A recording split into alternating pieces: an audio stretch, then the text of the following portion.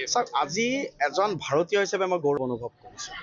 আৰু আটাইতকৈ ডাঙৰ কথা this is the beauty of India যে আজি মই ভাবোঁ যে সকলো একত্ৰিত হৈছে মাননীয় প্ৰধানমন্ত্ৰী নৰেন্দ্ৰ মোদী ডাঙৰীয়াৰ নেতৃত্বত এই যি পদক্ষেপ হৈছে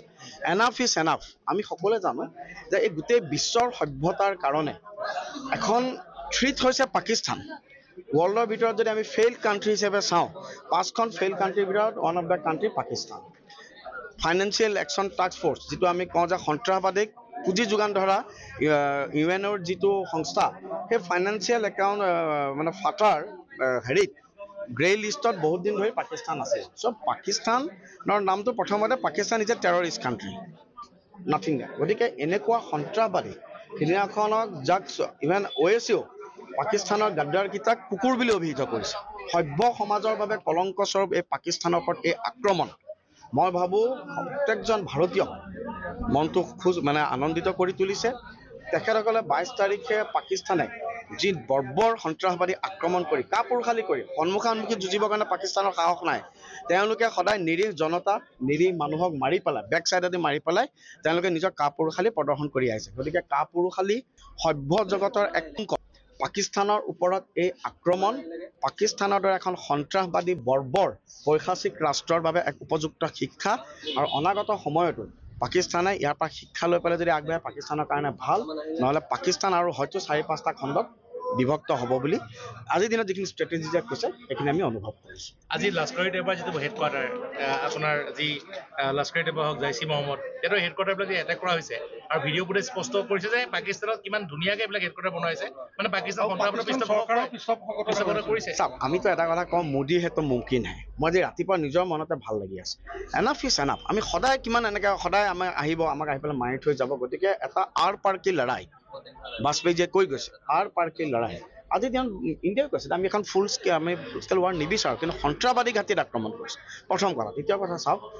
যোৱাকালি আমি ৱৰ্ল্ডৰ 4th লাৰ্জেষ্ট ইকনমি হিচাপে যোৱাকালি আমি পৰিগণিত হৈছোঁ আজি India 4th largest economy Pakistan আমাৰ লগত কোনো পধ্যে তুলনা নহয়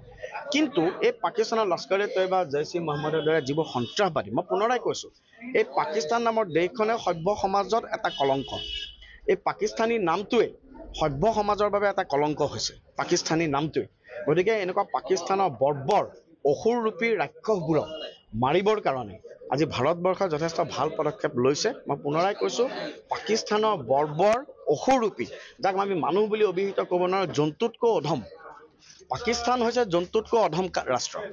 এই পাকিস্তান দেশখন অন্যান্য সকলোৰে কাৰণে পাকিস্তান দেশখনটো মুছলমানৰ কাৰণে শত্ৰু মুছলিম সমাজৰ বাবে পাকিস্তান নামৰ দেশখনৰ এক্সিষ্টেঞ্চটোৱে শত্ৰু গতিকে এই পাকিস্তানীবোৰৰ ওপৰত যিমান পাৰে চাৰ্জিকেল ষ্ট্ৰাইক হ'ব লাগে ইহঁতে যেনেকৈ মানুহ মাৰিছে আৰু ইহঁতকো যেতিয়া কুকুৰ বলিয়া